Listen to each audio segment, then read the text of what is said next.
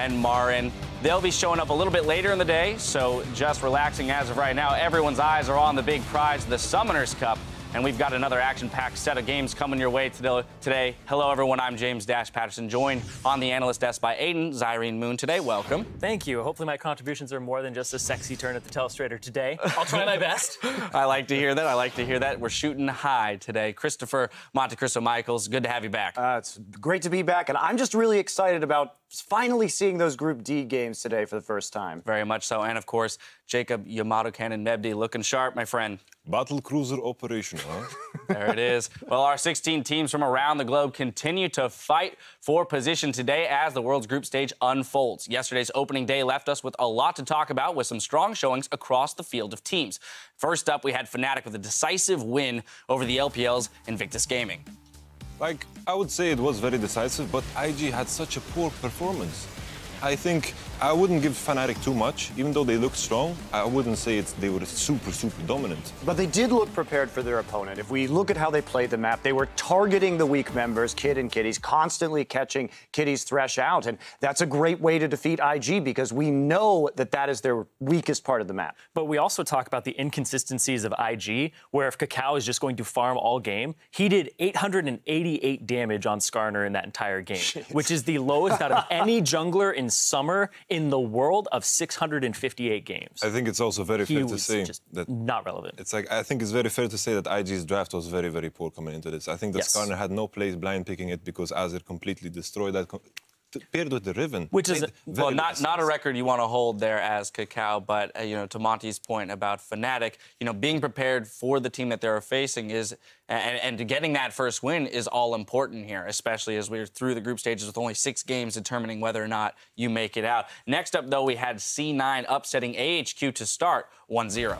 Well, I think Yamato and I have to eat some crow on this one, obviously, for our predictions. Otherwise, I was going to force it down your throats. But this game in particular, C9, when we talked about how they could win, it was through the shot calling. They seemed to understand how to play their composition, and they sieged very well. That said, I'm still not convinced about C9 because Mountain decided that this would be a great time to play his first Rengar game from the entire summer season up until this point, and he was terrible. I mean, there's no nice way to put this. That was some abysmal Rengar play. They had to win their solo lanes in order to win that game. Otherwise, their lack of wave clear was going to be supremely punished. So that happened. It was a very quick win for C9, but I need to see more from C9 before I am truly convinced. I feel like they helped everybody else out in the group, too, against AHQ. Ban Rek'Sai, ban Elise, pick a Lee Sin, and you might force him to pick that Rengar again. He does still have Gragas up his sleeve, but they also looked extremely confused by Veigar. They didn't seem to know what Event Horizon did. Yeah. I have to add that I was positively impressed. I'm just comparing this Cloud9 to the one that we had in Gauntlet, and I think there was some improvement there. I think they did a very good draft coming into AHQ, but AHQ, I was very disappointed, very disappointed. And with C9, yeah, I was very disappointed too. And with C9, I'm now wondering because if we can compare this C9 to the Fnatic that came into MSI in the playoffs for EU LCS during that spring season, they were doing all kinds of wacky stuff that didn't make sense. The teleport, smite, top lane, Lee Sin. They really didn't look good into MSI, but they adjusted and they look strong there. Is Cloud9 a similar story? That's my question going forward. Well, it's clear they've put in some work during their boot camp. We're going to push us forward to Group C, where things are going mostly to chalk. EG, SKT starting off strong in dominating fashion. And if we move beyond that, there were some interesting trends from day one in pick ban. We had Mordekaiser, Lulu, Elise, Gangplank, and Darius all finding themselves in that 100% pick ban. Yeah, I think that these are champions that are going to continue to be up there. But the one that I think should be up there as well is Fiora. I feel she's extremely powerful, but she kind of got through pick and bans and nobody went after her as much. I know base stats have been reduced, but she's still a huge powerhouse. We saw Marin take it and absolutely destroy a game in the mid game with some skirmishes. I think she's incredibly powerful. Yeah, I, for one, will represent Crumb's opinion, who's not on the desk, and he feels very similarly that Fiora is being underrepresented so far at Worlds. I have to say, what I'm looking forward to is, in the playoffs, I think teams will potentially make these very hard trades coming in from the purple side, where like we will see all these OP champions come through simply because of the purpose that you get 2 picks. I'm excited for that because I don't think anyone has the courage to do it in the group stage because it's very scary in best-of-1 scenarios to just get dominated by, for example, a Fiora. All right, well, with each team in Groups A, B, and C having played once, here's how they stack up. In Group A, North America's Counterlogic Gaming and Korea's Coup Tigers are 1-0 over Flash Wolves and Pain Gaming. Fnatic and Cloud9 are on top in Group B over the LPL's Invictus Gaming and AHQ from the LMS. And in Group C, SK Telecom and Edward Gaming bested Europe's H2K and international wildcard Bangkok Titans. Of course, with 42 games left to play in the group stage, there's still much to be decided and anything can happen. Now, the competition continues in just a few minutes between Korea's 3rd seed, KT Rolster, and the North American LCS team, TSM, in today's first clash for dominance in Group D. Then the LPL's LGD will face Europe's Origin, and later today, the LMS's Flash Wolves will take on Korea's Coup Tigers. Yeah, I'm really looking forward to that first matchup here, KT versus TSM. TSM people are saying, oh, they've boot camped a lot. What do they have now? But KT is a crazy team. I honestly think they're the 2nd best team in Korea, even though they came out as the 3rd seed. You've spoken to some of the inconsistencies of KT, though, Monty. Yeah, one thing that we have to remember about KT is, yes, they did have an 8-1 streak in best-of-3s to close out the season after they put Peekaboo on their starting roster. But over that 8-1 period where they only lost to SK Telecom, they also dropped games in best-of-3s to the 3 lowest-ranking teams in Korea. So I'm sort of the opinion that anything can happen with this team in a best-of-1 scenario, and if they don't get ahead early, they often don't get ahead at all. I'm just trying to picture Someday versus Dyrus. And Man, that's I don't think a little too, Well, you won't a little have- too that's- graphic. I was all going to say, right? you won't have to picture it for much longer. We're almost into game. Group B, of course, has the day off, so we'll see them on the Rift tomorrow. And throughout today's games, we'll be fielding your questions about the World's group stage, so hit us up with the hashtag AskTheDesk, and we'll see what you want to know a little bit later today. Now, before we kick it to the casters for Game 1, let's see how you guys are calling it. Irene, I got to start with you, KT Rolster or TSM? I got to go with KT on this one. You know, as much as I want to see Dyrus versus Someday, I think it's pretty much just going to be Someday the entire time because Dyrus is just going to be in the base dead. This is a really interesting matchup for me because we probably have the biggest mismatch in favor of TSM in that mid lane, Nagne versus Bjergsen, but Peekaboo will gank mid lane as support at level 1, and so they put a lot of emphasis on getting Nagne ahead. TSM has to have a plan to shut down Peekaboo and score. SKT showed how to do it. Can they execute? I don't think so. I think it's KT, but I do believe that there is an upset potential here. All right, finally, Yamato. I don't think anyone but delusional TSM fans would pick TSM in this matchup. Strong words, Myron. You had strong words about C9 yesterday, saying they were going to go 0-6 in groups off of the first day. You sure you want to be starting the day off with bold statements like that, my friend? It's like maybe I'm doing North America a favor. Maybe I'm jinxing it all over the place. There it is. All right, that's how we will take it. All right, well, the stage is set, and we're about to step inside the arena for Game 1. As we go, TSM's story has changed from a team that has dominated the North American region to a group that's looking to prove they are still a force to be reckoned with.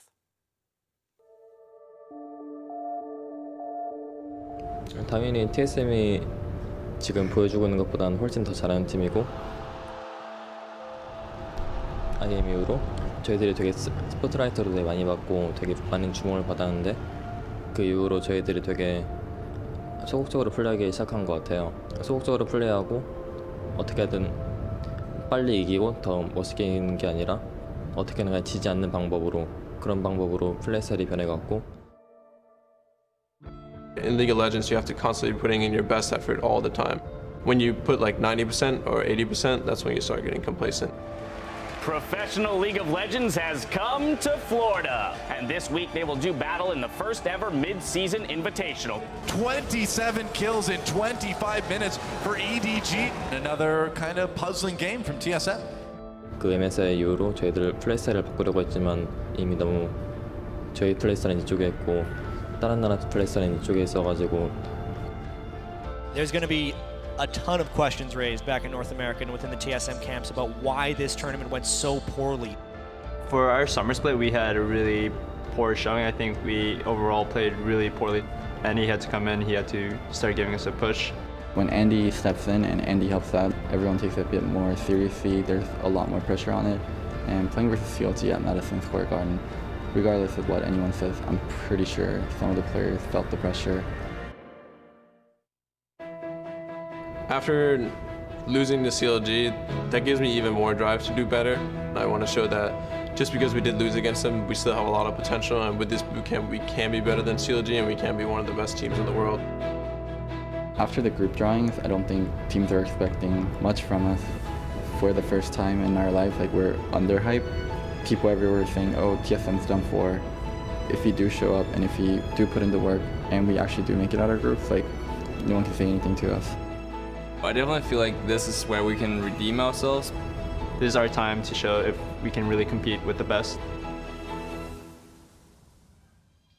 Hello, everyone. Welcome to the caster desk. We are here at the Season 5 World Championships. I'm David Freak Turley, and calling these first 3 games with me are Eric Doa Longquist from the LCK and Martin DeFisio-Linga from the European LCS. We got a bunch of regions covered here in the caster desk. A little bit of everything, yeah. Very diverse. It's good. It's good for this game. Like Team Solo Mid, we got some Danes in there. We have a Korean, some North American players. That's true. Exactly. We're basically TSM. TSM of casters. Yeah. Well, We're let's wait missing until Jack. after this game to see if we want to be that or not. Let's wait. We have to be careful. Oh, man. It's going to be fun. Either way, we've got a lot of great games coming up today. We're going to start with our first one. It's Korea's KT Rolster. Many believe them to be the number 2 team of the region, and Team Solo Mid from the North American LCS, definitely the number 2 team from there as well. Now, guys, on the blue side, KT Rolster. That's right. KT Rolster, guys, up in the top lane. Of course, it is Someday. In the jungle, Score, as always. In the mid lane, Nagne. At ADC, it is Arrow. And support, Peekaboo, their coach, Oh Chang-jong. Meanwhile, on the red side, in this matchup, playing their first game of the World Championship, it's TSM. Dyrus up in the top lane, Santorin in the jungle, Bjergsen in mid, Wild Turtle and AD carry, Lustboy on support with Coach Loco Dogo, help with the picks and bans and all that. All right, so as we get ourselves into this game, I want to talk about first how these teams got there a little bit. I mentioned briefly KT considered to be the number 2 team. They are technically Korea's 3rd seed coming in here. They had gotten 2nd place in the Summer Split playoffs. Then, because of their Spring Split, had to go through the gauntlet and the regional to get there anyway. And they did qualify pretty soundly through the regional qualifier. Yeah, they did. I mean, they're looking very good now. Like you said, a lot of people, myself included, would consider KT to be the number 2 team in Korea right now, despite coming in as the 3rd seed. And KT has always been that team that's been on the outside looking in, right? So close to Worlds in 2013, very close last year as well, too. They won the Summer Split in Korea, but then didn't get to go to Worlds. Now here they are, finally in the World Championship. It's a fantastic team. A lot of great stories with this organization. One of the big reasons they are here at Worlds, of course, the jungle support synergy, Peekaboo and Score. We always talk about it. And it's one of the problems Team Solo Mid has had basically since forever. Lostboy and Santorin, what can they do together? If you do not shut down Peekaboo when he's moving around, you're in big trouble. It's a big match, that's for sure. And we are into picks and bans.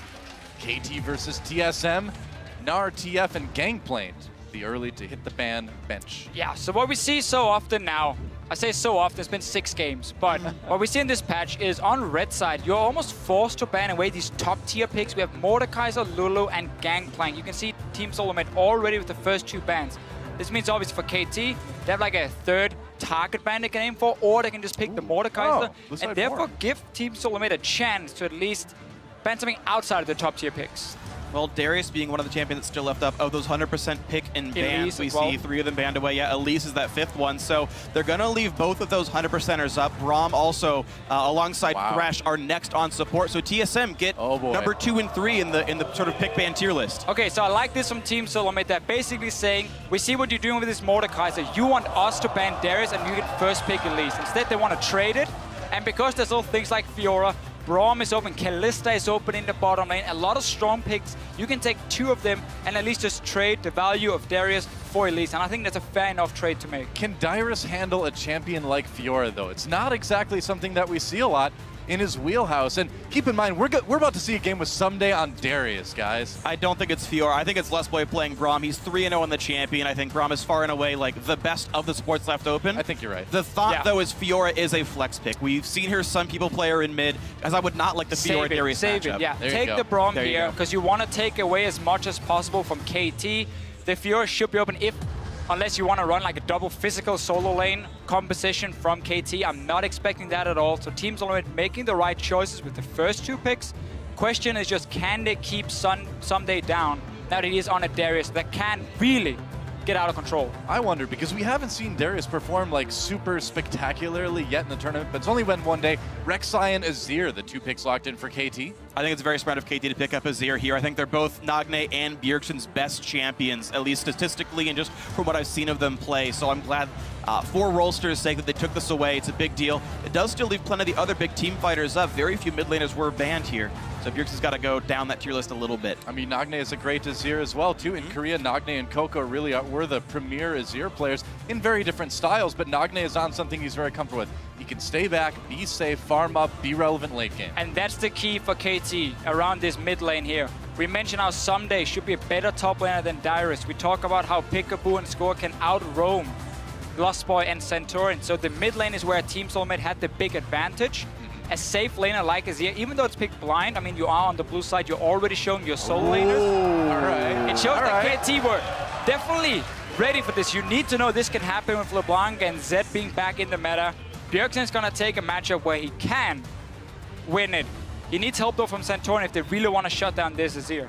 This honestly looks like a very good champ deck for Team Soulmate. It feels like they've baited every single one of these picks, and like looking at the picks and bans so far, these matchups look all very good for TSM. Knowing that they can go in with the Olaf into the Darius, I think which should be a very strong matchup for the Olaf. Elise can gank that lane. You can bully Darius out, and LeBlanc is a great assassin now. Once again, Azir is slower. Azir gets away from the ganks a bit weaker. There's some plays here for TSM. Yeah, I wouldn't be surprised to see the last pick just being a Sivir. It's going to synergize with the Olaf. It's a combination we haven't seen lately, but we saw a lot of Sivir yesterday as, again, one of these AD carries who would just focus on fast pushing waves, and then that ulti is still very valuable in the fights for Team Soulmate, unless they want maybe a tower pushing AD carry like a Tristana in there that can also handle herself in the lane. You know, an Arrow just locked in Kog'Maw. This has been one of his best champions by far this last season, even though it's very weak and you got to worry about a Kog'Maw into a champion like Olaf. If there's anyone, though, out there that can pull it off, it's certainly Arrow. And this is going to be interesting because we know Peekaboo likes to leave that lane a lot. Kog'Maw thankfully has a lot of ranged farming tools, so getting away won't be the worst thing in the world for him down there. But Peekaboo roaming at Alistar, a great pick for him. He's going to be very comfortable making these kinds of plays. I do agree that Sivir makes a lot of sense here. It allows TSM to say, screw that, we'll dive your bot lane, much like we saw earlier yesterday. Yeah, the only problem about Sivir is the lane matchup is not great. For Wild Turtle, then it can be a little bit difficult for them to play it, especially once you hit level 6 on the side of KT's bottom lane. But again, you're building it more for the team comp. You have an Olaf who can get onto a low mobility AD carry, help him get there. Because if he's only running Ghost and nothing else, it's very difficult. We don't see as much Righteous Glory anymore. It's been nerfed. Again, Talisman is then getting out a little bit. But it seems like Team Soulmate are really looking for a lot of skill matchups here. They're not afraid to dance with KT. I guess so. That is a bold pick for Wild Turtle. You know, ADC has been pretty criticized about his positioning, his mechanics throughout a couple seasons now. Yeah. Bringing in that vein, it's going to be interesting. I only played it exactly once this split, and he did win on the champion, so TSM feeling comfortable on this one. And it feels like whenever we get to these big tournaments, there are players that really do well on this stage and players that really play up to their big sort of expectations here. Wild Turtle had one of his very best games on his very first game on TSM when it was like, look, you can replace KX here if you show up. We'll see if he gets that kind of performance here today. I want to see Team Soulmate, though, punish up in this top lane. Olaf is a very strong early laner, and you have Elise for that early game gank as well. Do not play around Bjergsen in the first few levels. There's a cleanse on the Azir. Try and shut down the Darius. He's not going to run anywhere once you get onto him, and maybe try and snowball your side lane for once. And like I said, I think that matchup is very good. Just the mechanics of the matchup itself, right? Olaf is going to run at you. He's got slows, and you can even pop the ulti to go away from a lot of things. The fact that Darius is so weak to chain CC and so weak to all the hard crowd control that can come through here, I do think Elise plus Olaf can be very strong. Dyer's been putting in a ton of practice over the last couple of weeks, so maybe we'll see him play up to Someday's level. It's a tall task, but I think that is what's up here for Dyrus. You know, we see a very comfortable composition for KT as well, too. They've got a safe ADC for Arrow, and they can play for the late game like they prefer. We'll see if that's going to happen now, guys. As we load into the game, let us know who thinks got the edge in this one. Tweet at Elevable Esports with the hashtag TSM win or hashtag KTR win. We will see who you guys think is going to come out as we start off day 2. KT Rolster versus Team Solo Mid. Both of these regions are so far undefeated in the World Championship, and either Korea or North America will end this game 3-0 across 3 teams.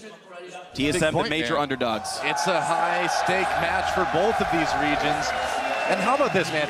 Korea 3-0 early on in groups at Worlds. Maybe not a big shock, but NA is stepping up. I mean, it's been LMS team so far. This would be the biggest win yet. I love this like Team Flare spam stuff, by the way. This is awesome. Good Tigers had the best one yesterday. Oh, After they an did. aces, all 5 running to Baron. Looked beautiful. Yeah, definitely. Early on, though, Team Solomid might look to have a lane swap here with Wild Turtle and Lost Boy, send them towards the top lane, have the Vayne, sit in her own lane, get a few levels under her belt. We've seen a lot of teams try and lane swap on the Darius pick. Again, it's very hard for him to sit and farm on his own. He doesn't really have a whole lot of ways to get in safely. He just has to like spin that axe and hope he can last hit a minion or 2, and people simply try and delay his build. Yeah, I mean, we haven't seen Someday on this championette. Obviously, when the patch came out where these juggernauts got buffed, that was after Korea had already finished their League of Legends before Worlds. So it's going to be interesting. We're going to see how he can perform, but he's kind of the ultimate carry top laner in Korea right now, so I'm not too worried. Right now, we saw Dyrus show himself in the top lane where there is a ward, so he was pinged by KT. I'm not sure if TSM were aware of the ward being there, because he then snuck out around it, so maybe trying to bait it a little bit. Some mind games early on from Team Solomid. There's a couple things that can happen here, especially if top laners like to start a camp early on. I've seen people will undercut the wave like Peekaboo's doing right here, and it really messes with the freezing capabilities. This will guarantee a freeze for KT, by the way. They've already piled the minions up. So already an interesting level 1 that I haven't seen before, actually, the support pulling the wave like this. Arrow and Peekaboo will have a very easy time getting this Gromp, though. But obviously the map is completely divided. It also means KT can just start and take away everything on the top side jungle for themselves and not show anyone in the lane before minions were coming down anyhow. But same for both teams. Dyrus was showing himself on the top side. They do take a camp though for Wild Turtle and Lost Boy, so they will have to push this wave. But that's where Olaf comes in very handy. Because let him take a bit of damage in the jungle, make sure that passive really kicks in, and then get him onto these towers here, and he can take them down so fast. And 10-15 seconds matter quite a lot if you want to fast push in terms of how quickly you can turn back down to the bottom side and how much CS you can deny from the enemy top laner. And they even made sure Dyrus took some damage. The bonus attack speed will help him clear that even faster, and we contrast that to the freeze that was initially started by KT. Here's the completely standard North American LCS turret push. Every team does this. Yeah, they are going for a very fast turret, and it doesn't look like there's anything really that KT can do to stop this right now. Maybe a bit more pressure on the bot lane. Yeah, but by contrast, they didn't pull a top laner or jungler over, so even though all these waves are getting denied, essentially the equivalent of a freeze, TSM gets so much more turret damage down. Yeah, this is KT not reacting properly, in my opinion, when they see this fast push, because the problem now for them, they're not freezing. The only other play they can really make, unless they send members down to try and smack down the tower, is bounce it back from the wave and just let it freeze down. Just accept that you lost the tower, but at least you get a frozen lane for your AD carry, because TSM is already killing the tower. They can send down a guy to this bottom side. KT is just very delayed. They do, however, get a little bit more farm between top lane and jungle, but we saw Santorin just sit in the jungle himself and solo farm all the time. Well, the real question is, once KT starts trying to get into the enemy jungle, you know, what's TSM going to do to stop it? I mean, they need to keep Peekaboo and Score out of their jungle. Well, having Elise is a big part of that for Team Solomid. That's why they were happy enough taking a trade saying, you will get Darius for someday, we will get Elise for the early game for Santorin. So if you want to fight 2v2, we're ready to take it. They will not be able to get this tower. KT kept pushing the waves in, but there were only 2 members. Well, TSM's picking different lanes. They're not sending the Vayne and the Braum down there. Wild Turtle's heading to the top side, which means Dyrus and maybe some help will be holding that turret. Well, Dyrus now in the bottom lane. He will be able to pick up quite some farm. He will get solo experience, and even if he loses the tower, it's not the end of the world for Team Solomid because he's getting solo farm, while top lane, 2 versus 1 and no backup for Someday will be very difficult for him to pick up farm. So this is basically TSM saying we can guarantee experience on Dyrus at least because he has a tower for safety. Someday does not. So he has to either have jungle help all the time or he has to just back away. Well, I mean, this is one of the ways that you keep Score and Peekaboo out of your jungle. You give them something else to worry about. Specifically, you give Score something else to worry about. He's got to kind of babysit Someday right now, and that's making it go a little bit TSM's way so far. And he's already unwilling to babysit him. You saw the Darius recall back. Wild Turtle is solo freezing the top lane. He gets that standard Vayne freeze that AD carries love while still getting the turret gold as well. Someday has to roam and try to make plays. We have to see a 4-man dive on the bottom side for KT. That should happen right now, at least for Dyrus. The way they're doing it. They look for Dyrus. Team Solomid is reading it really well here, saying, okay, we've just seen Score move. We see Darius in the mid lane moving down as well. So we know exactly what's going on. So the best for KT now is just take that bottom tower and make sure that the Olaf does not get more farm and experience. Yeah, looks like that's what they'll do right now. Someday score, lurking in the tri-brush. Dyrus obviously no scores around. They get the turret, so that ties things up gold-wise and turret-wise at least. But where do we go for a Oh, Dyrus has to be careful about where he went. He just took a bunch of damage, but Bjergsen in the mid lane with his team coming in, flash forced away from Nagne. Manages to make it out. That cocoon coming in just at the end, but it wasn't quite enough. So two side lanes now are both pushing towards Team Soulmate. Up top, we have seen Wild Turtle freeze for quite a while now. And then this wave here with Darius going down, Darius might just try and shove it out, but they're going to go for it. He's getting a bit greedy. Little bit of trouble here, maybe. No level 6. He's got no ultimate. Gets knocked up. He's in a lot of trouble. And that will be first blood going to Someday. And that is exactly who you do not want to get the first kill if you're TSM. Yeah, they did so much to try and shut down Someday in the start. Gave a frozen wave to Wild Turtle. Deny him CS. KT reacted properly. They went all the way down to the bottom side. And Dyrus should just have stayed back. Because you knew there were so members, exactly. Yeah. You knew there were so many guys on the bottom side, and he gets punished. It's a bit surprising. Bjergsen doing what he can in the mid lane. Nagne, though, behind in farm, trying to keep up as best he can. But this is perfectly fine for Nagne. He's used to being down in CS and lane. It's just kind of how he plays the game. Just wants to stay safe and be relevant later. What's incredible about this, though, is that even despite the 600 gold worth first blood, KT Rolster actually just tied in gold with TSM here. Yeah. Soulmate are the only team at this tournament to normally have a gold deficit at 50 minutes in their region. We're halfway there, and TSM actually holding equal is better than their average early game, to be completely fair about this one. Up against KT Rolster, at least it bodes well. It's a promising trend for TSM, though of course there's so much more to play in this game. Well, I'm a little bit worried about Dyrus on the other side, though. I mean, he's still down by a lot of CS. He's down in levels. And now that he's in the 1v1 versus Someday, he's got to be pretty careful. I guess Wild Turtle did show up. Probably pretty smart of TSM to give Dyrus a little bit of a hand there. They can take the Dragon now if they want something, because Arrow is stuck on the top side and he's just slowly pushing it out. But Dyrus has to make sure he catches that big wave that's going to go near his tier 1 tower on top side once Arrow pushes it out. It's so key for him. He's already fallen behind and he cannot afford to fall further. Peekaboo is not going to see anything with the ward. TSM heading for a 4-man dive on a Someday themselves, but of course Peekaboo is here for the defense. Bjergsen is coming as well. He's got some, score is there. 3v5. There's a lot of people down on the bottom side of the map. Is TSM actually going to go for it? That turret has a lot of help. Nagne moving down. Here comes a wave. They're trying to clear the best they can. Too early. Comes with the knockup. Plusboy takes a lot of damage from the turret. Someday gets slow, gets taken down by Wild Turtle. The melee continues, so Emperor's Divide used. Santorin flashing away, and it looks like at the end of the day, only Someday going down. And that was about 5 Summoner spells burned for TSM. They spent a lot of effort, and Arrow is still farming in the top lane. That will reach the turret and bounce right back. I don't know if that was even all that good for TSM. There's teleport for Dyrus, so they gotta kill down the bottom side. They played that dive really, really well, and he's gonna catch this big wave. So I like it still for them, because they're getting some farm. They know it's only a 1v1 lane. I like the play as well. We had the situation, do you want to take Dragon and play it super safe? No, they said we can 5-man dive with Bjergsen because he had been pushing the lane. This is where the pressure in these lanes come in.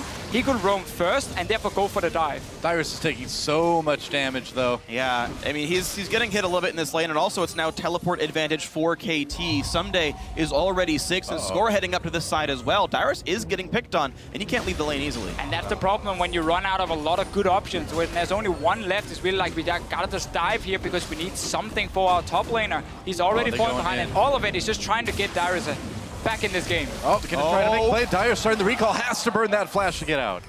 He didn't actually have to. Score had no way of actually getting the unburrow underneath, but scary, man, when a big monster comes out of the ground. I understand the decision there by Dyrus, but just technically, even though it does give the red buff away, KT has control, and this is interesting. They're actually playing the top side of the map, knowing that Someday can get up there. And KT, instead of playing for Dragon, are playing for Arrow. Well, it's beginning, guys. What are we seeing? Peekaboo and Score getting into the jungle, forcing people back. Trying to do exactly the same. And they will land the stun. Someday he's gonna go in. He's in a lot of trouble, and he gets out. All right, red buff Not trade. as much trouble. Yeah, red buff trade. Both top laners pushed out of their respective lanes, so both these guys getting very, very little farm. Yeah, both teams basically mirror each other, but Dyrus seems to constantly get caught out a little bit and forced to either flash away or run away. Someday had no problem just walking out of the jungle, but both teams looking at where's the AD carry pushing in the waves. Do we want to deny it? Yes. Do we want to take tower? Yes. So therefore we have support and jungle as the backup around the lane. Just applying pressure, looking for some picks. Yep. Nagne and Bjergsen still dueling in the mid lane. Nagne's managed to kind of stem the flow of CS as we see Wild Turtle take out this tier 1 down in bot. Nagne only 20 CS down now, but a lot of pressure on this top lane tier 2. Look at this. 4 guys heading in. TSM did it 3 minutes ago. KT says, we can do it too, and beautifully executed. Wow. No summoners lost from what I can tell. Much better dive by KT. So really KT was simply about 10 seconds ahead of Team Solo Mid. By the time they took down the tier 1 tower, pushed in for the next one, they could go for the play while Wild Turtle was still busy on the bottom side, hadn't recalled yet. They knew it was a safe dive. And we see so many tower dives in the early game in this meta here. And all of them so far, it's not even been that risky. There's always been a numbers advantage for the team diving. It's never been like a 3v3 or anything crazy. Yeah, well, this is fascinating too, because we're seeing KT kind of give up this first dragon. We're really in a very different meta now. And so the question is, you know, who's going to adapt better in this tournament? KT trying to show what they've got. Nagne taking a lot of pounding in the mid lane. Still okay for the moment anyway. Well, that's what's so interesting about this game is it's an extended lane swap. TSM went back to the lane with the turret def when they first knocked it down. This game has never had a heads-up 2-on-2 matchup, including the AD carries and supports. And so based on where you are in the map, that dictates which objectives you get. TSM get the first dragon, and they keep the gold basically identical here. And if we think about it, Team Solo Mid has never really been known for having a great 2v2 bottom lane with Wild Turtle and Lost Boy. So hiding them a little bit is a smart idea, and at the same time, they try to shut down Someday as much as possible by sending Wild Turtle back and zone him off the creeps, forcing him to go on all the way to the bottom lane. But Darius has just been sacrificed a few times. So KT has found openings where he stayed for too long, and then they just managed to get kills onto him, which has been important for them in keeping up in gold. Did you feel like we're seeing kind of more of the same? Darius, like you said, sort of sacrificed? Well, TSM has just played so hard around their AD carry. I mean, both teams really have. Someday hasn't gotten a lot of help from his team. He's been TPing in to get ganks for Arrow. I think we've just seen a difference between the two top laners. Someday always seemed to know when he couldn't stay and just walked away and didn't risk getting killed. That's a good point. Where Darius was more staying in lane, trying to either push it out or stay on the tower, knowing there was a chance of a 4-man dive, and that's why he's died twice. Yeah, very true. You know, now I think we're going to see the focus shift for KT down to the bottom half of the map. They've gotten what they need to do on top. The problem is there's nothing to do down there. All 4 outer turrets on the side lanes are already dead, and Dragon's gone for the next 4 minutes. Arrow has a little bit of time to go till his Trinity Force comes in, but unless they try to siege down mid, which, to be fair, is possible, there's nothing to fight for unless you really want to commit down to a tier 2 turret. It's some fairly unreliable wave play from Team Solo Mid. It's just Bjergsen who can like jump into the wave with distortion, and you can never do that if a team is already sieging. You have a Trinity Force AD carry with Sheen completed, you have an Azir who's going Nashus. The siege is fairly decent for KT to start poking us out and keep Bjergsen under control. Oh, Nagne taking a lot of damage. This could be the 1v1 Ignite. Will be enough, not quite. And that's really the thing. Bjergsen keeps looking for these trades here. He does really well in this one-on-one, so KT needs to find a way to control him. That's going to be by sending multiple members to this mid lane and just push the LeBlanc into a tower. Yeah, I mean, and you would expect a player like Bjergsen in a 1v1 dueling situation be able to beat a player like Nagne, but he didn't get the kill. The question is, can he get far enough ahead to make that difference in the late game? He's got a decent CS and most of the turret. Yeah. Now here's a start. I know. There's so many interesting things in this game. I wish I could talk about all of them, but as an AD carry, both outer turrets being down, it is so hard to play against Vayne as any other AD carry in the game. Arrow has to pretty much always respect Wild Turtle in the one-on-one because of the champion matchup here. And if you ever get an extended lane phase again, it's just hard to be Kog'Maw. And we just keep seeing how the side lanes are pushed towards either team. So bottom side now was pushed in, then Darius gets a big wave. Before it was down to some that he got the wave and... Nagne, that was not a good decision. Bjergsen I missed that kill. He missed the Empress Divider. There's a kill for Bjergsen in the 1v1 in mid. Bjergsen, he kept trying. This time around, there was no summoners in the mid lane. He gets another engage and some misplays come in from Nagne. But in the end, Team Solo Mid, we highlighted how this mid lane matchup is where they can really get far ahead, and Bjergsen has been on fire so far. I gotta say, Nagne's looking a little bit flustered in this mid lane now. That was a pretty poor duel we just saw from him, and you can't do that against a player like Bjergsen. He will take every advantage he can from every tiny mistake you make. EU mid laners, man. In NA versus Korea, the EU mid laners reign supreme. It's a global game. Let's watch this one again. This is the E, wants the shield from it. Bjergsen somehow lands the chain while Nagne's moving, and then again, Bjergsen expects the ult or something, but happens to walk around the side to never get CC'd. I thought maybe he expected someday to get there a little bit quicker too. That could have been part of it, but either way, not the strongest play we've ever seen from Nagne. But due to Team Solomate keeping the Vayne in the side lane, keeping the Olaf in the side lane, catching farm, pushing waves down, they force KT to respond and defend those side lanes so they cannot group on Bjergsen. And as we mentioned before, use your Azir, use your Trinity Force AD carry to start pushing in and just avoid this one-on-one. That's going to happen again and again. So far, good job with the 1-3-1. You know, the biggest thing to me is when I look at the minimap right now, what I don't see is wards on TSM's side from KT.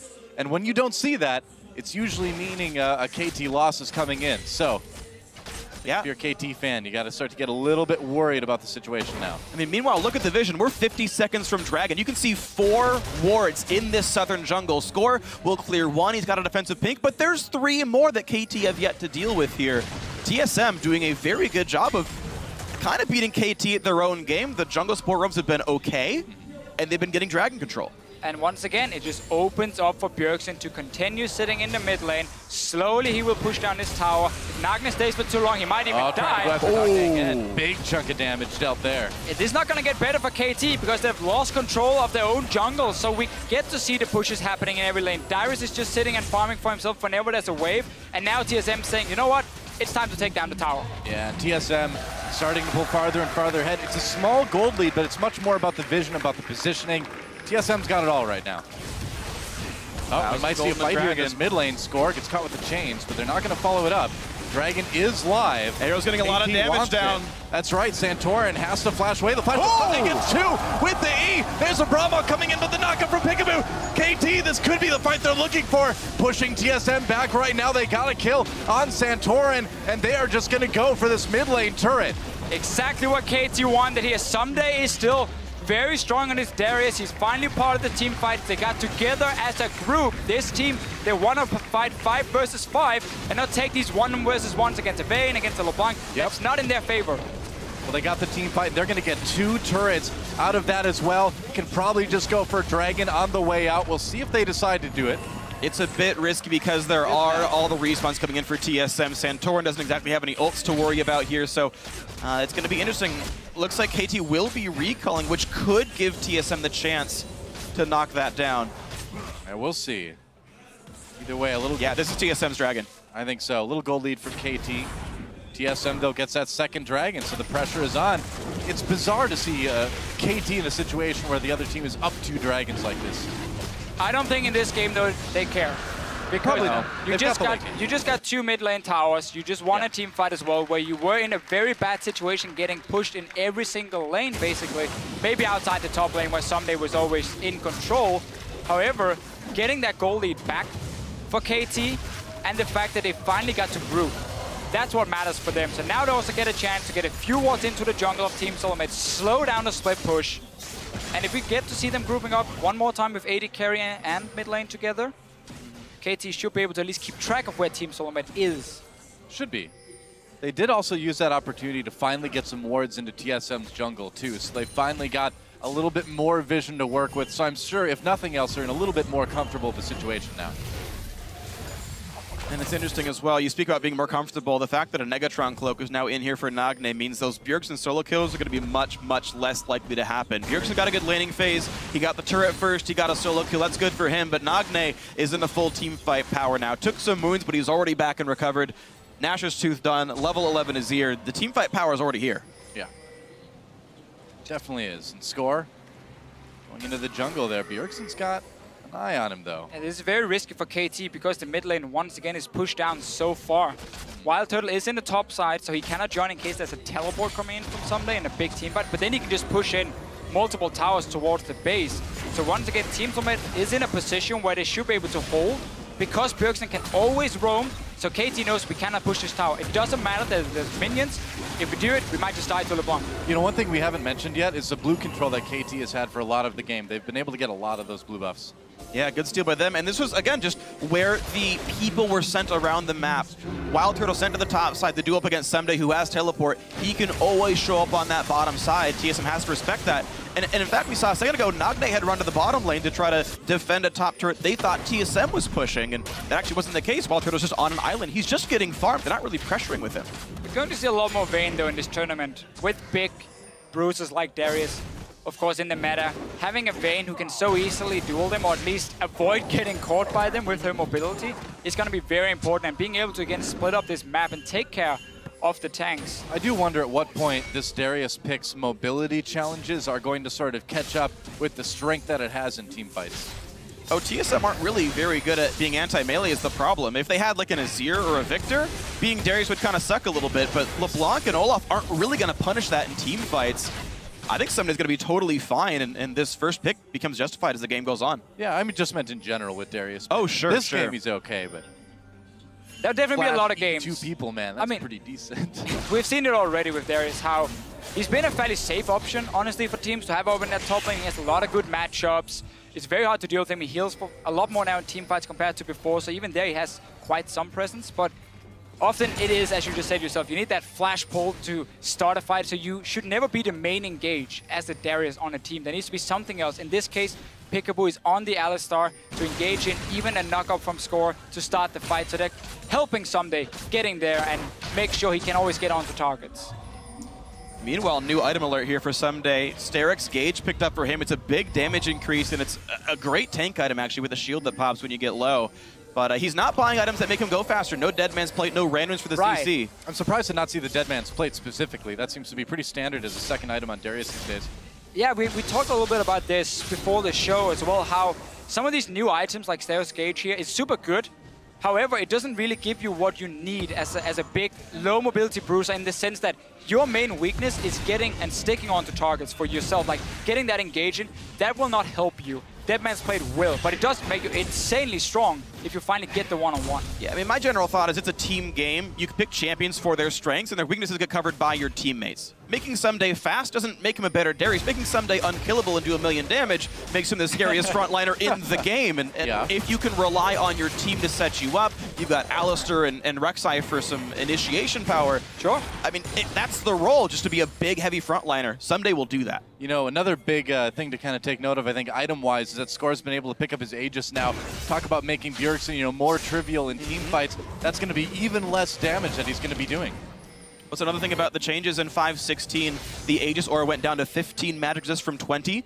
So for champions like Arrow, who aren't getting any other MR, it's actually worse for him.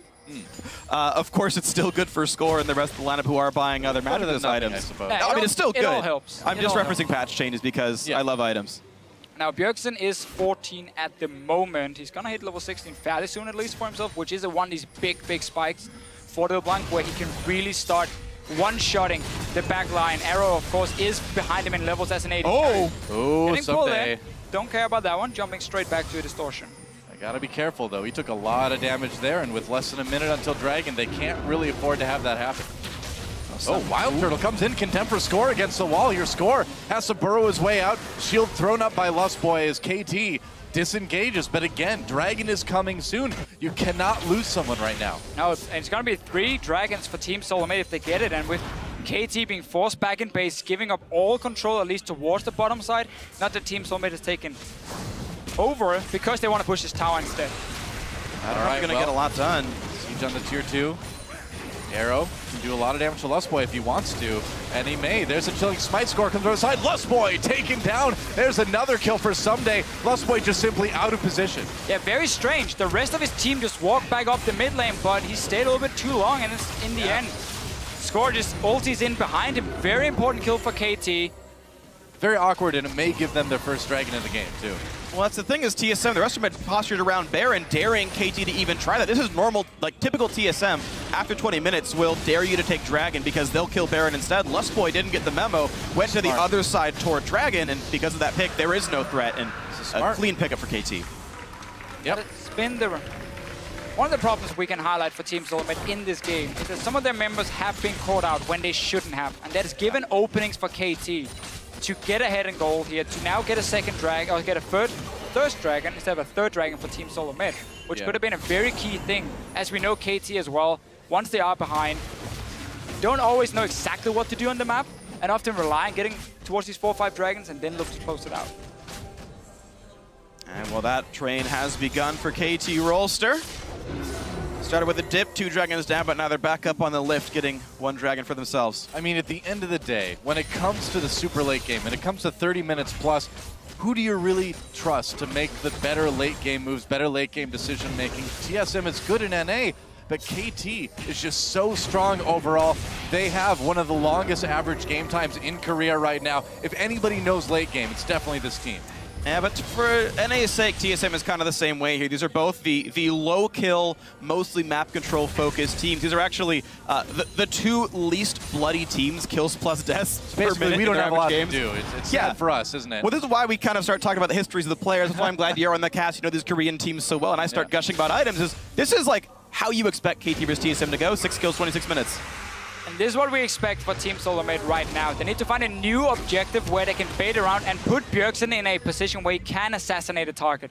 He's getting higher and higher up in terms of levels, but there's more and more magic resist coming on the side of KT, so it's not going to be easier for him to get these kills. And as long as there's map control or wards down, he can't find that assassination.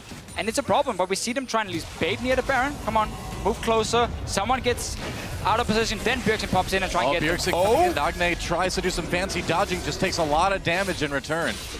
I mean, Nagne tries to land the E to get a shield to make that trade a bit easier. And you can see he keeps the control up in the mid lane thanks to the turret. But Bjergsen right now is about 500 gold shy of a Void Staff. That item comes through, that combo might actually kill Nagne in its own right. So that can always be a risk, but there's a lot of time that TSM has to wait, and Someday making a nice play here. Yeah, slowing Dyrus down, doing a bit of damage. Misses that Q. Dyrus can always pop the ultimate to just walk right out if he needs to. And Olaf is one of these champions here who's normally extremely strong in the early laning phase when it comes to these early duels here, but late game, it becomes very difficult for him to really take down anything, especially these big tanks like Someday. The one-on-one has been very much in favor of him because Someday's been getting the early kills as well. And by him just constantly having this pressure, he will keep control over Dyrus is, and that means KT might be able to make the proactive move. Because again, they're still just waiting. They're just waiting, making sure Bjergsen cannot kill anyone, and then slowly scale up on your AD carry, scale up with your mid laner. Yeah, KT has all day as far as they're concerned. They're actually controlling the minion waves much better as well. Take a look at the farm leads on all these players, aside from specifically Bjergsen, who is ahead considerably. Every single one of the other 4 roles is better for KT, and now Dyrus pops the ult. The slow is enough to get him away just barely, but he's out of this lane. Afraid it might be the end times for him. Here's typical TSM play, though. Right away, they're trying for it, and Dyrus can teleport. Score comes in, too. With that ultimate himself, Nagne coming up, Bjergsen trying to zone him out. We can see on the minimap. Here comes Peekaboo, teleport coming in for Dyrus. Peekaboo goes in for the knockup. No Kog'Maw coming in. Where is Kog'Maw? Someday needs to do the damage. Here he comes, arrow right there. Bjergsen very, very low. Kills coming in for Wild Turtle though, but a double comes in for Nagne and KT. They've got the fight as Wild Turtle caught by Someday. That's 3 kills now. A double kill for Arrow, that's 4. Might as well be an ace because they've got the Baron. Very big mistake from Bjergsen in this fight here. He starts up by using his abilities on Peekaboo, who's popping his ulti anyway. So suddenly Nagne knows, oh, there's no threat of me being one-shot. I can move close and start dealing damage. Arrow obviously comes in fairly late, but because Bjergsen was not a threat to Nagne, he could pick up the kills. The rest of KT comes in. Team Soulmate is stuck in the Baron pit, and then there was nothing they could do. Beautiful stuff. KT replying to this Baron attempt so very well. Here comes the Bjergsen combo. Q, E, gets chunked down, dodges away with his W, jumps back in. He's doing no damage whatsoever. And look at Nagne here. He was on 50% HP, and yet he just stepped forward right next to Bjergsen. I don't care about you. You have no cooldowns right now. So I'm just going to take care of the rest of your team instead. So well played from KT, but also, again, a missed opportunity for Team Soulmate. Never, ever focus the Alistar. It's just not worth it when he jumps in. You know, and that's exactly what Peekaboo wanted. He wanted to scare him, wanted to get right in their faces and force that out, and it worked like a charm. Not like an Ari charm, like a different, like a metaphysical kind of charm. A little bit mixed communication as well from Team Soulmate here. Arrow was gonna be late, so it could be a 5 versus 4 team fight. But it's like half the team were kind of staying on Baron, some of them were turning around, a little bit of everything, instead of just instant call saying, okay, disengage from Baron, take the team fight while the AD carry is gone. Yeah. Bjergsen looking for a bit of redemption, nearly gets it with close to a kill onto Arrow. Should heal up pretty quickly, though. And now it's how much can KT Rolster take while this Baron buff is on. Dragon will respawn during its tenure, but they can also try to keep sieging. Azir and Kog'Maw, two of the very best of what they do, while Alistar plays bodyguard. This should be incredibly difficult for TSM to do anything. You guys mentioned earlier the low wave clear by TSM. Oh, and Bjergsen from the side nearly takes down Score. They do some damage, but the turret it can't run away. It can't heal up, really. And you can see very little gets done by TSM as the turret loses more and more health. Yeah, Bjergsen poking. Dyrus going very, very low. He's got to be careful here, but as a minion wave dies, KT needs to wait that cannon minion.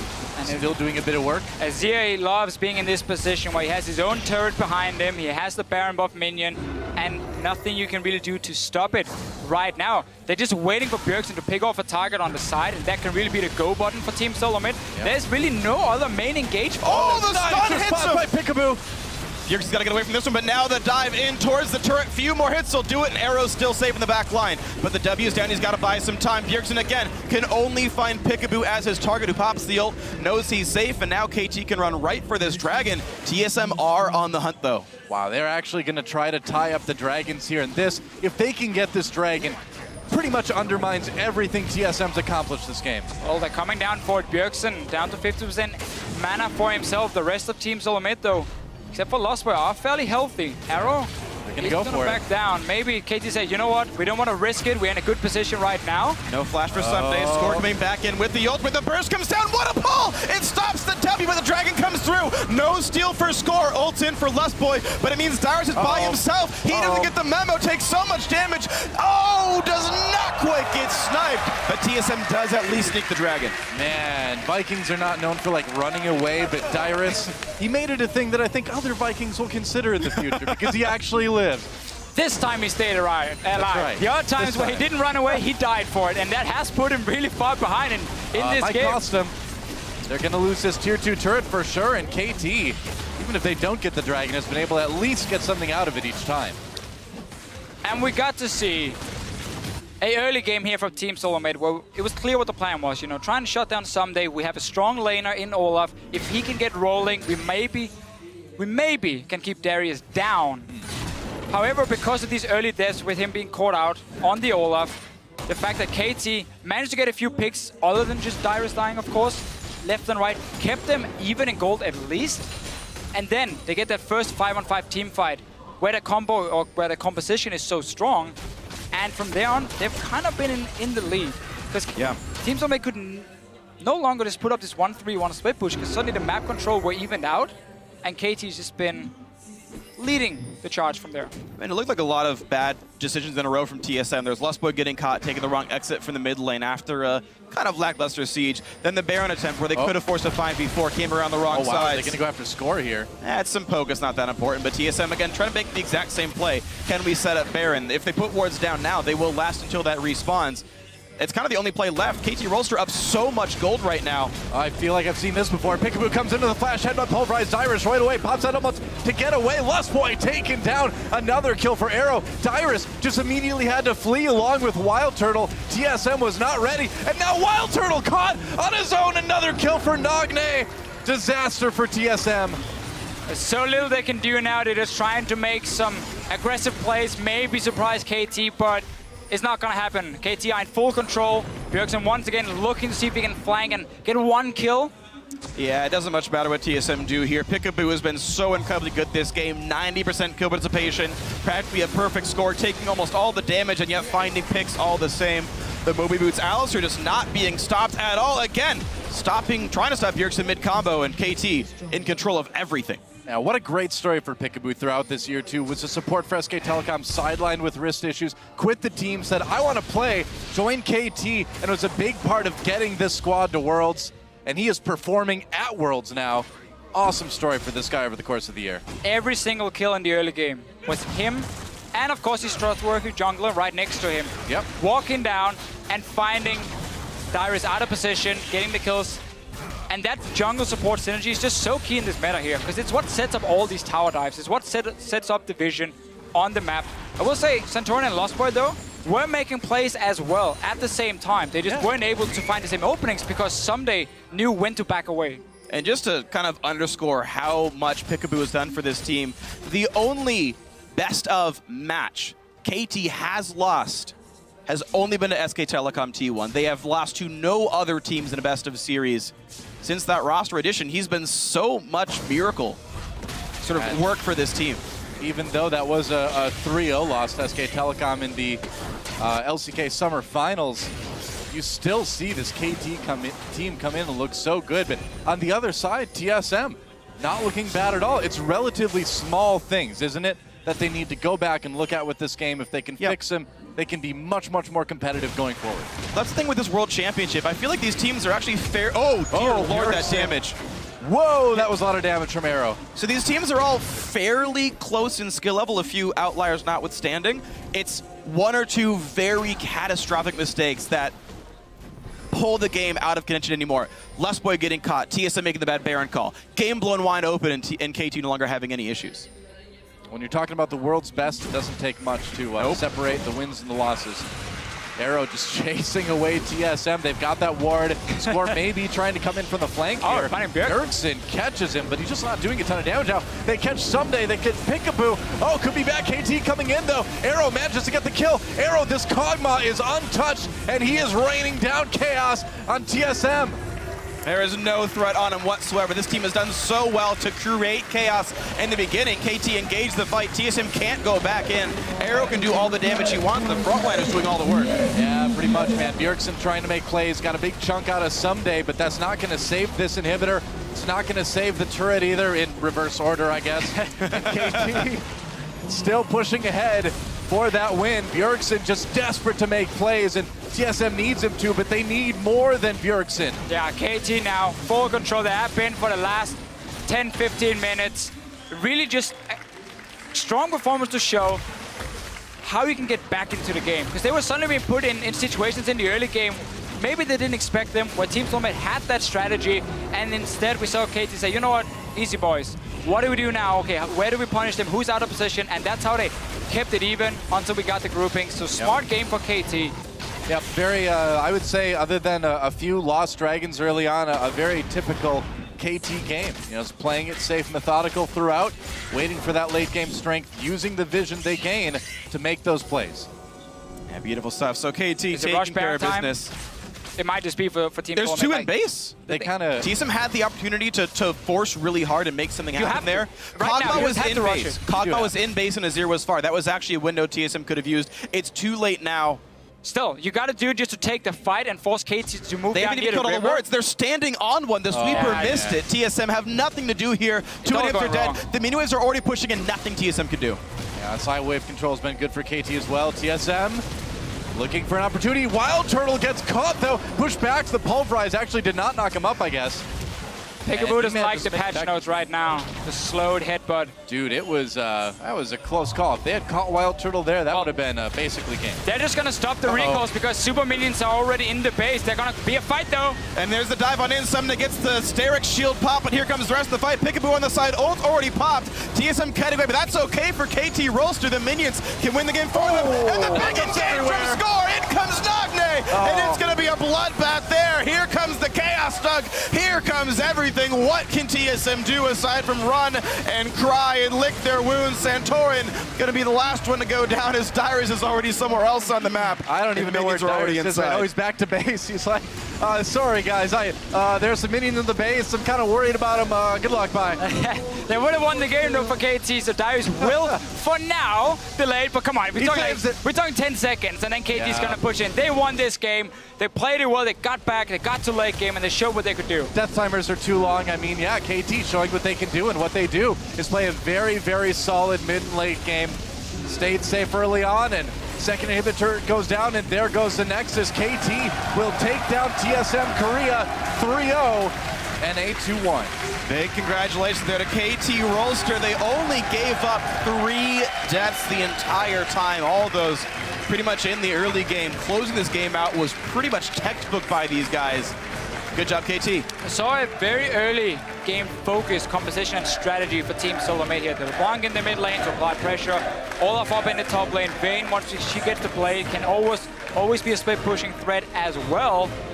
But just the individual mistakes. really hurt Team Solo Mid here. It made KT always have a way back into the game. Yeah. They found their way. And honestly, Team Solo Mid is going to look at this game and be very disappointed at some of these early mistakes they made, because they are fairly easy for them to fix. I mean, we saw some hope for TSM too. We did see Bjergsen, I feel, pretty comfortably outplaying Nagne in the mid lane. Exactly. It was fairly small things. You know, Blustboy cannot get caught. Basically, it's if people cannot get caught, TSM will have much better results in this tournament. Yeah. I like the early game strategy from them. Pick and ban phase made sense with the way they were playing. It was just executing it perfectly. Wasn't there for Team Solo Mid. That's right, and as KT Rolster takes a bow, we will see another win by a very, very strong team here. And this is exactly how they wanted to start this tournament. KT Rolster, again, finally at the World Championships, getting a big win over TSM right off the bat. And it's still a sub 40-minute win, so even though it did look fairly close for, to be fair, actually one of our longer games at Worlds, actually, with how snowbally they've been. It's, KT doing exactly what KT does. I do want to see a lot of growth from TSM, honestly. Like, I don't have much more to say about KT Rolster. I thought they played a solid game overall. TSM, it was fraught with individual misplays. The very first tower dive they did, they had a guaranteed wave pushing in, and Lustboy went before the minion waves were there. He took 3 turret shots before even dealing damage just from jumping the gun on a dive. They got a kill on that one, though. So it but they wasn't lost all 6 too bad. summoner spells for a kill. Sure. By contrast, a single TP was ulting for KT to do the exact same thing 2 minutes later. Thing is, we're looking also, again, at Darius and how he dies. When he's overstaying his welcome, he gets killed then by KT sending down 2 or 3 guys. Those were the big ones that really put him so far behind. And as an Olaf, we talked about a little bit in game, if you do not get a good start, late game, again, your impact is just so little. You don't really offer a whole lot for your team. Your damage isn't that great. That was a big problem for them, because someday on Darius in the late game as well, once he got some items under his belt, he got the Dead Man's Plate as well, became fairly strong, at least. Well, I feel like you said it best, right? Where someday sensed the danger, he pulled back, didn't die. Dyrus didn't quite pick it up for whatever reason, and those deaths really hurt TSM. Yeah, champ select-wise as well, it felt like there were things that felt weird to me. I think TSM were looking for standard lanes. I don't think you'd pick Olaf if you were planning on starving him of gold for the first 30 minutes of the game there, because they played all around Wild Turtle's AD carry and tried to get both top laners 0 farm at all. And okay, that was successful, but you don't pick Olaf if that's your goal there. Yeah. So that didn't play off very well. Also, I just don't know what Vayne was supposed to accomplish when you saw all those various champions in here. You saw Alistair and Kog'Maw, and like literally every champion can reach Vayne and try to kill her, and she could have been played, a more utility role like Sivir or something longer range and safer. If they want to try and match the team fight, but they already saw what KT were building, which was, again, with a Zia and so on, a fantastic 5 versus 5 composition. And when you have a LeBlanc, you rather split the map up. So Vayne made sense because, again, she could take the 1v1 duel against Arrow, force him to sit there and not start pushing towers down with a Trinity Force in the mid game. Okay. So I like that, at least from Team Solo Mid, in terms of how they were building the comp, because they played the way the comp was supposed to be played. There was just too many individual mistakes, so we never got to see the comp at its full effect. Okay, I get that one. That's true. I mean, the early game looked promising for TSM, despite the loss in the end. It's just, you really can't make mistakes like that against a team like KT. Well, thankfully for them, they've got 5 more games to play. We'll see if they can shape it up throughout the rest of the group stage. But for now, for a closer look at that KT Rolster win at 2015 Worlds, gonna send down a shock to the interview lounge. Thank you very much, guys. Joined here by Score and Homan to assist in the translation. First up, congratulations, fantastic victory over TSM. I want to ask about the game and especially the early kills that TSM got on their carries, Bjergsen on LeBlanc and Wild Turtle on Vayne. Did that worry you guys in any way? 스코어 선수 우선 승리를 축하드립니다.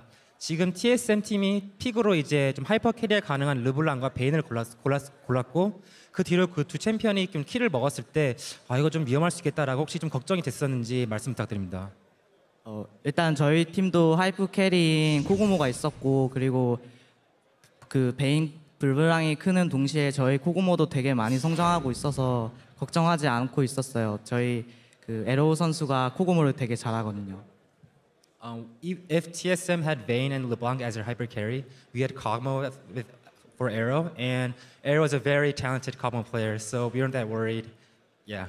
Not that worried, and you guys had a fantastic game in the end to close it out. You had a great game together with Peekaboo once again, and you've only been a jungler since this season. Can you explain to me how it comes that you have such incredible synergy with Peekaboo?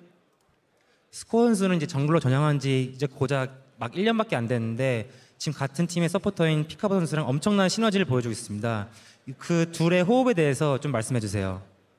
일단 피카보 선수가 들어왔을 당시에 그 전에부터 조금 제가 잘해지고 있는 단계였고 피카보 선수가 오면서 더 많이 저한테 도움이 됐어요. 제가 원래 말을 많이 하는 스타일이었는데 말을 많이 하니까 게임 플레이에 집중을 못했었어요. 근데 피카부가 같이 말을 하면서 이제 제가 말할 거를 피카부가 조금 더 덜어주니까 그 상황에서 제가 실력을 더 많이 늘릴 수 있었던 것 같아요.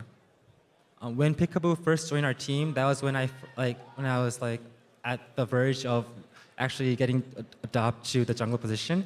And before, I was the only one talking on our team, and because of that, I couldn't really concentrate at the game. But when Peekaboo joined the team, we both divided that role of talking and giving orders. So that really helped me focus on my jungle role. And overall, I think we have a really good synergy together. Yeah, you guys did fantastic in this game as well. Now, this is dubbed by a lot of people as maybe one of the group of death. Yet, you won that first game convincingly versus TSM. Who do you think is making it out of the group? 이제 KT 롤스터 팀이 죽음의 조라 불리는 그룹 D에서 첫 승을 거두셨습니다. 마지막으로 그룹 D에서 웃게 될 두 팀은 누구라 생각되시나요? 일단 오늘 지면 당연히 저희는 가능성 없다고 생각했는데 이겼기 때문에 저희는 일단 무조건 올라갈 것 같고 다른 한 팀이 이제 제 생각에는 LGD라고 다들 많이 생각하시는데 오리겐이 될 거라고 생각해요. So if we lost our game today to TSM, I think it would be a very hard trip for us. But since we won, I would say KT is pretty safe going to the next round. And a lot of people say that LGD has upper hand, but I actually think that Origin has a very good chance, actually. Well, very interesting, and we'll see them playing LGD versus OG right after this one as well. Thank you so much. Congratulations. And back to you guys over at the desk. Thank you, Shocks. As Score mentioned there, we will get to how the team has been playing since the addition of Peekaboo and how much better they look. But first, I want to take an opportunity to dissect that early game because we saw a lot of really interesting things come through in the first 10 minutes from both teams. I feel most definitely like the biggest part was like the first 5 minutes, I felt that KT kind of felt lost because I felt they misplayed the early game, but they repaired it very well. And the moment it became standard again, I felt that TSM were just completely lost because the principle in lane swaps is that you put your weaker lane in the wave that is coming in and the stronger lane that is like the wave that's coming out. I mean, if we're talking about that lane swap, I do feel that the initial tower push was in favor of TSM, but I wouldn't even say, I mean, beyond that very first initial part, I really think that Someday just played it a lot better. You noticed his pathing. He just completely abandoned the top lane, went through the jungle, set up the dive, and you can see KT in that game played a very risk-averse style. They just waited for their opponents to make mistakes. We saw Dyrus taking a little bit more of a risk walking forward, giving up that first blood. And KT is a team that wins the overwhelming majority of their games in which they get that first blood objective. Yeah, and they only take the risk. I wouldn't say they're completely risk-averse because they did go for 2 tower dives. There was that one where there was a tower dive as well that they actually pulled off pretty easily. But I feel like they wait for the situation where they mess up and then the risk goes down drastically, right? But I also feel like TSM took that risk with the 5-man tower dive bottom. It was actually rather good. I feel like TSM and KT both played a really good first 8 minutes of the game back and forth. Then it just got completely out of hand. Well, let's take a look at that because, you know, it was relatively even, as you mentioned. There were a few slip-ups on the side of TSM, but things really blew open when we got to that Baron fight about 28 minutes into the game. Yeah, and I think this is the big difference here when we take a look at the team fighting. Starting off this clip, we do see Bjergsen here. He's going to use his combo on Peekaboo.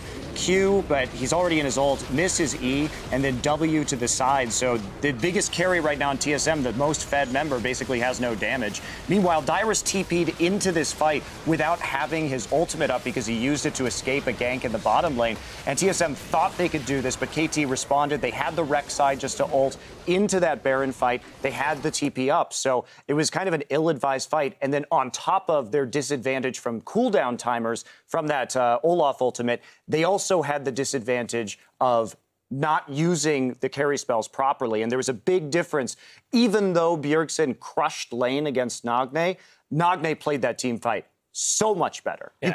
You cannot, if you are a Fed LeBlanc, use your spells on an Alistar.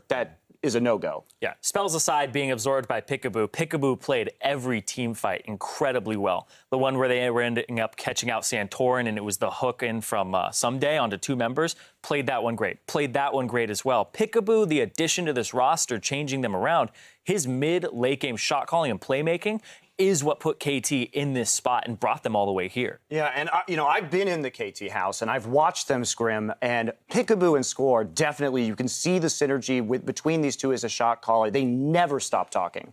I want to jump in here. TSM had rather low expectations. People had rather low expectations of TSM coming into this tournament. You mentioned that the first at least 8 minutes of the game was pretty solid for them. Yamato, I want to get your opinions as to whether or not they have met the expectations, whether or not